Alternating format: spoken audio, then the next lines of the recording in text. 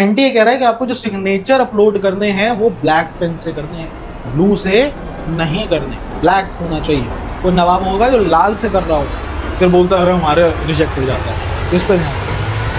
Hello बच्चों, उम्मीद है आपने जेईई मेंस का फॉर्म भर लिया होगा, बट ऐसा देखा जा रहा है कि जेईई मेंस एग्जामिनेशन में वेबसाइट में कुछ बेसिक एरर्स की वजह से बच्चों को खासी दिक्कत आ रही है। कुछ एरर्स हैं और कुछ बेसिक क्वेरीज हैं जो बच्चों को नहीं समझ आ रही, जिसकी वजह से कुछ बच्चे कमेंट भी कर रहे हैं, कुछ पर्सनली पूछ भी रहे हैं कि सर कैसे ये एरर्स को ठीक करा जाए, या ये जो भी उनकी स्पेसिफिक क्वेरी है वो पूछ रहे हैं। बहुत से बच्चों को फीस में भी दिक्कत आ रही है, बहुत से बच्चों के डाउट्स हैं कि कितने मोबाइल नंबर, फिर जो रेजिडेंशियल एड्रेस है उसको लेके बहुत दिक्कत आ रही है। तो इन सभी डाउट्स को, और मेनली बात करा जाए तो टॉप 7 डाउट्स को या वेबसाइट के एरर्स को मैं आज डिस्कस करने जा रहा हूँ। वीडियो को छोटा रखेंगे। आइए बिना टाइम वेस्ट करते हुए सबसे पहले डाउट्स देखते हैं और उसके सॉल्यूशन भी देखते हैं। ठीक है, आइए देखते हैं। तो पहला जो डाउट मैं लेके आया हूं वो ये है कि status incomplete even fee is submitted. ये डाउट बच्चों को आ रहा है। डाउट भी क्या है, एरर भी बच्चों को आ रहा है कि आपने पूरा फॉर्म भर दिया है, आपने फ़ी भी सबमिट कर दी है, आपके बैंक अकाउंट से पैसे कट चुके हैं, लेकिन जब आप री लॉग इन करके अपना स्टेटस चेक कर रहे हैं तो वो इनकम्प्लीट आ रहा है। तो ये एक कॉमन सी मिस्टेक है जो इस बार देखने को मिल रही है। तो इसका अगर आप सॉल्यूशन देखेंगे तो इसका सॉल्यूशन बड़ा सिंपल है। जब भी आप इसको फीस को पे करते हैं तो आप एक दिन का यानी 24 घंटे का इंतज़ार करें। आप एक दिन बाद अपना जो स्टेटस है, आप ऑनलाइन स्टेटस चेक करिए कि आपका स्टेटस कंप्लीट है या नहीं। ऑल्सो आपके मेल पे भी बेटा स्टेटस कंप्लीशन का एक मेल आएगा एनटीए से, तो वो भी मेल पे भी आएगा, मोबाइल पे भी आएगा, तो वो भी एक तरीके से संतुष्टि उससे आपको होगी।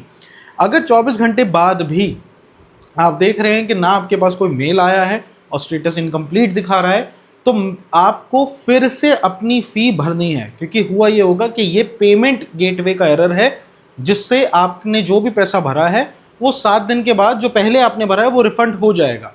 अगर आप फिर भी मेक श्योर करना चाहते हैं, आप चाहते हैं कि नहीं भाई मेरे को डाउट है कि मैंने 2 बार फीस ना भर दी जाए, तो आप 7 दिन का इंतज़ार करिए। 7 दिन बाद आप देखिए आपका जो पूरा जो पैसा आपने भरा था वो वापस रिफंड हो जाएगा 7 दिन के अंदर, और उसके बाद आप फिर से पेमेंट कर सकते हैं। अगर मान लीजिए इससे भी बात नहीं बन रही, मतलब आपने पेमेंट करी, पहले दिन पेमेंट करी, स्टेटस ना तो कोई मेल आया कि स्टेटस कंप्लीट और ना ही आपको ऑनलाइन री लॉगिन करने पे कंप्लीट दिखा रहा है, तो आप एक दिन का वेट करके दोबारा फीस भर दीजिए। अगर ऐसा नहीं करना चाह रहे तो 7 दिन का वेट करिए और फिर दोबारा फीस भर दीजिए, और आमतौर पे ऐसा होगा कि एक दिन बाद ही आपका स्टेटस अपडेट हो जाएगा, क्योंकि पैसे कट गए हैं और ये या तो सर्वर का एरर है जिसकी वजह से आपको ऐसा दिखा रहा है। तो मिनिमम एक दिन का आप वेट करिए, आपका फीस सबमिट हो जाएगा। अगर एक दिन के बाद 7 दिन के बाद भी ये दिक्कत आ रही है तो जेईई का या एनटीए का जो ऑनलाइन ईमेल आईडी है, साथ में उनका जो फ़ोन नंबर है, आप उस पर कॉल कर सकते हैं। वो मैं आपको एंड में बताऊंगा।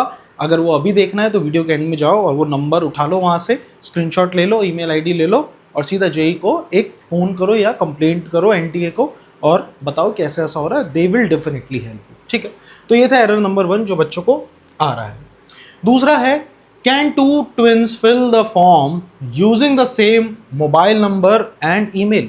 मान लीजिए एक घर में 2 बच्चे हैं और दोनों ट्विन्स हैं, तो पेरेंट्स का ये डाउट आ रहा है कि क्या हम एक ही मोबाइल नंबर से या एक ही ईमेल आईडी से दोनों को भर सकते हैं क्या, मतलब दोनों बच्चे फॉर्म भर सकते हैं क्या। तो एनटीए इसमें साफ साफ कह रहा है कि no, for each application the mobile number and email address will be unique. मतलब इसका सीधा साधा जवाब है कि अगर आप ट्विन्स हैं, आपको अलग मोबाइल नंबर और अलग ईमेल आईडी से ही फॉर्म भरना है, लेकिन ध्यान देना इस चीज़ को, आप जब फॉर्म भरेंगे तो एडिशनल डिटेल में कॉलम आता है कि क्या आपका कोई ट्विन भाई या बहन है।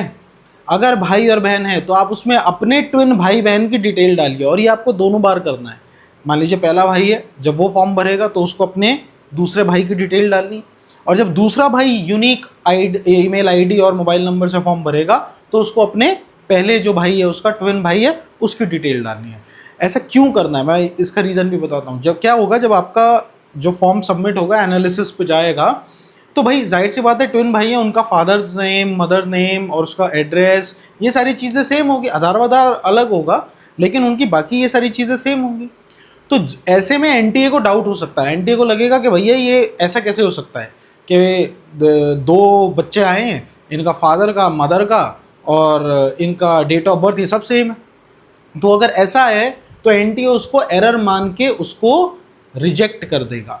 इसीलिए एनटीए आपको ये फॉर्म देता है कि अगर आप उसमें डाल देंगे कि भैया मेरा ट्विन भाई भी है, मेरा ट्विन भाई भी है क्योंकि उसका भी है, तो एनटीए को पता होगा कि ये एरर नहीं है, ये जिस भी बच्चे का, ये दोनों का जो मैच कर रहा है ये असली में ट्विन्स हैं।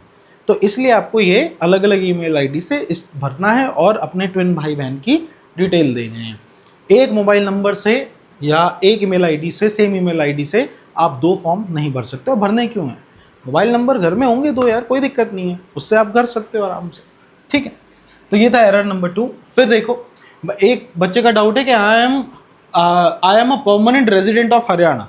मतलब एक बच्चा जो हरियाणा में रहता है और वो कोटा जाके प्रिपरेशन कर रहा है, तो उसका परमानेंट एड्रेस हरियाणा वाला है और उसका करंट एड्रेस अभी कोटा का हो जाएगा। तो कह रहा है what document can be uploaded as proof of present and permanent address. मतलब परमानेंट एड्रेस और करंट या प्रेजेंट एड्रेस का वो क्या प्रूफ दे। तो ध्यान रखो कि अगर आप कोटा में हो, वहाँ से फॉर्म भर रहे हो, तो भैया आपको प्रेजेंट एड्रेस के नाम पे आपकी स्कूल आईडी लग जाएगी, आपका रेंट एग्रीमेंट जो बना होगा वो लग सकता है और आपका बैंक का पासबुक जो है वो लग सकता है। अगर आपके पास इन तीनों में से कुछ भी नहीं है, मान लो आप कोटा में अपने चाची के यहाँ रह रहे हो, उनके साथ क्या रेंट एग्रीमेंट, तो अगर ऐसा है तो ऐसे में, और मान लो कुछ है कि स्कूल आईडी ये सब नहीं है, तो बेटा आपको कोर्ट से एक एफिडेविट बनाना पड़ेगा कि अभी आप वहाँ रहते हो और आप उसको अपलोड करो। तो प्रेजेंट एड्रेस में ये डालो। लेकिन जो आपका परमानेंट एड्रेस है उसमें आपको अपना आधार या तो पासपोर्ट या वोटर आईडी या डोमिसाइल, राशन कार्ड या इलेक्ट्रिसिटी बिल या वाटर बिल आप सबमिट कर सकते हो, जो एक्ट करेगा एज परमानेंट एड्रेस प्रूफ। इस चीज़ का ध्यान रखना, ठीक है बेटा। आइए आगे बढ़ते हैं।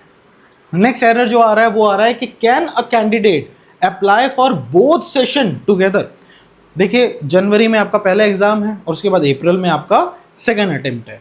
तो बच्चों को ये डाउट है कि क्या हम एक साथ दोनों भर सकते हैं? तो इसका सीधा साधा जवाब है नहीं भर सकते। जनवरी वाला जो एग्ज़ाम है उसके लिए आप अभी भरिए, आप भर भी रहे हैं, और अप्रैल वाले जो सेकेंड अटेम्प्ट होगा बेटा इसको आप भरेंगे जब इसका नोटिफिकेशन आएगा, जो कि आएगा जनवरी के लास्ट वीक या फरवरी के फर्स्ट वीक में। तो तब आपको ये अप्रैल वाले सेशन का फिर से फॉर्म भरना है, इसी तरीके से भरना है, सारे डॉक्यूमेंट्स डालने हैं और साथ के साथ सेम फीस भी भरनी है। ये चीज़ आप याद रखिएगा, ये बहुत इंपॉर्टेंट है, ठीक है ना। So this is important for you. आइए नेक्स्ट पे देखते हैं। एक बच्चा कह रहा है कि what should I do if a continuous time out. ये भी बहुत हो रहा है कि आप फॉर्म भर रहे हैं और बार बार टाइम आउट आपको दिखा रहा है, या फाइल नॉट फाउंड का एरर, आप अपलोड करते हैं तो वो फाइल नॉट फाउंड आ रहा है, ये बार बार आपको एरर आ रहा है ऑनलाइन एप्लीकेशन 2026 में। तो बेटा अगर आपको ऐसी दिक्कत आ रही है तो इसके लिए बड़ा सिंपल सा सॉल्यूशन है, आप इसको पढ़ लेना। आप जिस भी ब्राउज़र पे भर रहे हैं, क्रोम पे, मोज़िला फॉक्स पे, अगर कोई ऐसा भी नवाब होगा जो शायद इंटरनेट एक्सप्लोरर पे भर रहा हो, बट कोई बात नहीं, आप जिस पे भी इसको भर रहे हैं पहले तो आप उसको अपडेट करिए। बेस्ट तरीका सुनिए, उसको अपडेट करो। हो सकता है बहुत पुराना वर्जन यूज़ कर रहे हो, ठीक है। दूसरा मैं आपको सजेस्ट करूंगा कि मोबाइल पे आप ये सब मत भरो। मोबाइल पे क्लिक करना और ये सब चीज़ें करने में थोड़ी दिक्कत होती है, तो मोबाइल पे नहीं, लैपटॉप या पीसी पे करो।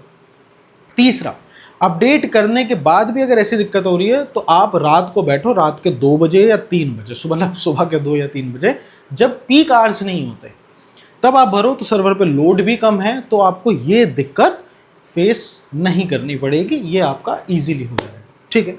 तो इस चीज़ का जो एरर है इसका सॉल्यूशन यही है, आप इजीली कर सकते हैं, ठीक है। नेक्स्ट देखिए, आपको कह रहा है कि if any candidate did not apply for session 1 can he और शी अप्लाई फॉर सेशन 2। मान लीजिए आप जनवरी में पेपर नहीं देते, मैं कह रहा हूँ या तो अप्लाई नहीं करते या अप्लाई हो चुका है लेकिन पेपर नहीं देने का, ऐसा समझ लो, तो क्या आप सेकेंड सेशन के लिए अप्लाई कर सकते हैं? ठीक है, ये डाउट भी बच्चा पूछ रहा है। तो इसका भैया सीधा सा जवाब है हाँ, बिल्कुल कर सकते हैं। देखिए एनटीए आपको 2 चांस दे रहा है, आप ऐसे समझो, एक अभी जो आप फॉर्म भर रहे हो और एक अप्रैल में जो आपका एग्जाम होगा। इन दोनों में से जिसमें भी अच्छा आप स्कोर करोगे उन्हीं नंबर को उठा लिया जाएगा, ठीक है। तो it is not at all mandatory कि आपको ये वाला देना ही है। आप चाहो तो ये वाला स्किप कर सकते हो और सीधा अप्रैल वाला दो, या आप ये वाला कर सकते हो और अप्रैल वाला बाद में दे देना या ना देना। But having said that, I want you to tell you कि ये बहुत ही बेवकूफ़ाना स्टेप होगा कि अगर आप कोई एक ही एग्ज़ाम देते हो। बच्चा सोचता है कि मैं तो एक ही बढ़िया से दूंगा। नहीं, ऐसा क्या करना है और क्यों ही करना है? जब आपको कुदरत एनटीए मौका दे रहा है 2 बार एग्जाम दे के अपना स्कोर अच्छा करने का, आपको दोनों बार ही देना चाहिए, ठीक है। फिर भी अगर आप में से कोई सोचते हो कि नहीं भाई मैं तो एक ही बार देना चाहता हूँ, तो आप बिल्कुल कर सकते हो, ऐसी कोई दिक्कत नहीं है। चाहे पहला मत दो, चाहे पहला मत भरो, दूसरा दे दो, जो भी आपका मन करे। तो यस, आपको अलाउड है ये करना। नेक्स्ट देखते हैं, आपको नेक्स्ट पूछ रहा है कि in case the candidate has uploaded a blue signature. अब ये भी ध्यान दो, एनटीए कह रहा है कि आपको जो सिग्नेचर अपलोड करने हैं वो ब्लैक पेन से करने हैं, ब्लू से नहीं करने, ब्लैक होना चाहिए। कोई नवाब होगा जो लाल से कर रहा होगा, फिर बोलता है अरे हमारे रिजेक्ट हो जाता है, तो इस पर ध्यान दो। तो एनटीए कह रहा है, बच्चा पूछ रहा है या ये दिक्कत अगर आ गई कि अगर किसी कैंडिडेट ने ब्लू सिग्नेचर कर दिए हैं इंस्टेड ऑफ ब्लैक, ब्लैक से भरना था लेकिन आपने ब्लू से भर दिया, तो क्या, और फॉर्म भर भी दिया, अपलोड हो गया, फीस भर दी, सब कुछ कर दिया, तो क्या आपका 2026 का एप्लीकेशन रिजेक्ट हो जाएगी? अगर ऐसी दिक्कत हो गई तो एनटीए कह रहा है कि ब्लू तक वो संभाल लेंगे और आपकी एप्लीकेशन को रिजेक्ट नहीं करा जाएगा, ठीक है। तो बच गए तुम लोग। लेकिन ध्यान दो, ब्लैक पेन से ही सारा सिग्नेचर करो, एनटीए इस चीज़ को कह रहा है, ठीक है। तो ये थे कुछ बेसिक एरर्स। अगर इसके बाद भी आपको एरर आ रहे हैं तो मैं हट जाता हूँ, आप इसको देख लो, ये नंबर नोट करो, स्क्रीनशॉट लो और ये ईमेल आईडी ज़रूर नोट कर लो। अगर आपको फिर भी कोई एरर आ रहा है तो आप यहाँ पर एनटीए को मैसेज कर सकते हैं या कॉल कर सकते हैं, एनटीए आपको बढ़िया से जवाब देगा।